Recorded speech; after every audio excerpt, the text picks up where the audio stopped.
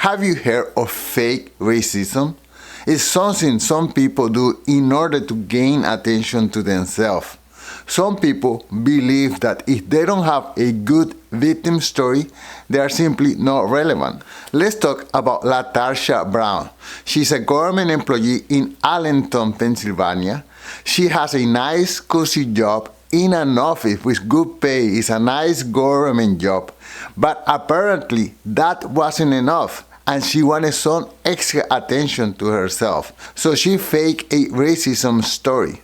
It was all a lie. That is according to police. An Allentown city worker claimed that she found a rope tied like a noose on her desk at work. It sparked an FBI investigation as people wondered if this was a hate crime.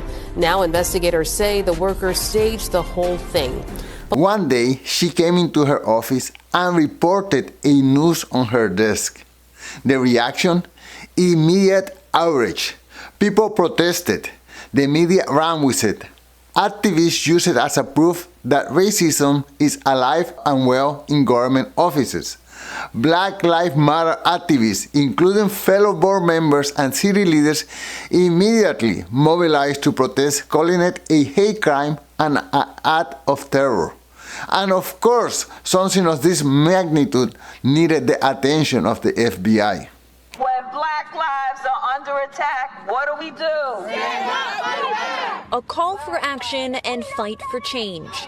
We will not be silenced. Community members and leaders made their voices heard in front of Allentown City Hall Monday afternoon. Just to think that people have to go to work in fear for their lives. This egregious act is not just an affront to one individual, but it is an attack on the entire community. But when the FBI came in to do their investigation, things took a strange turn.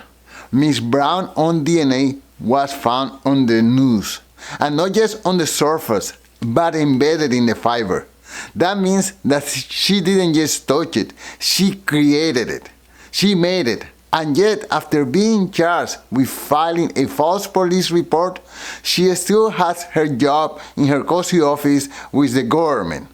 As a result of the subsequent investigation, LaTarsha Brown was charged with tampering with or fabricating physical evidence, a misdemeanor of the 2nd degree, and false reports to law enforcement, a misdemeanor of the 3rd degree. Imagine for a second that things would have been a little bit different. Imagine that it would have been a white person who created this news. That person would have been, number one, fired, number two, probably charged with a hate crime.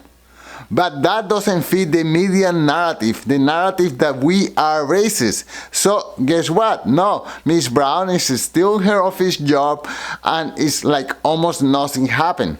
But let's be real, this isn't an isolated incident. Remember Bubba Wallace, the NASCAR driver? Well, NASCAR went into full crisis mode over a rope in a garage that turned out to be a door pull, but somehow it was made up to be as if it was a noose. And we have seen this story before, and they always follow the same pattern. You create a fake racist incident, then outrage, and then fact-checking later, and it turns out to be a fake.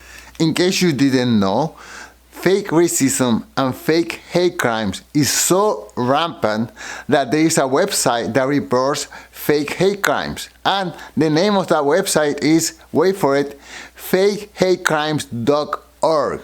I suggest you will check it out. You will be surprised at how common fake hate crimes and fake racism is happening in North America. So why is this happening? Well, it's happening because in some circles, playing the victim gets you attention, it gets you sympathy, and it gets you influence, like it happens in this case.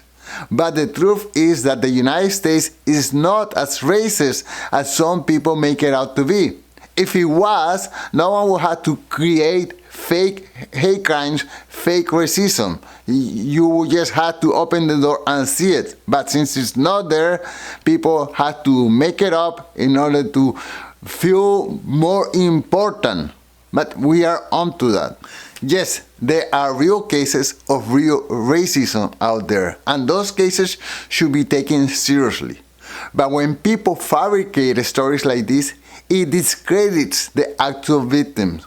It fuels division instead of progress. And if we want a better society, we should focus on the real cases and not on manufactured outrage.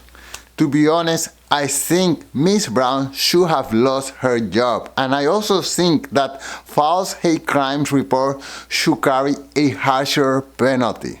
What do you think? Let me know your opinion in the comments, and until soon. Peace.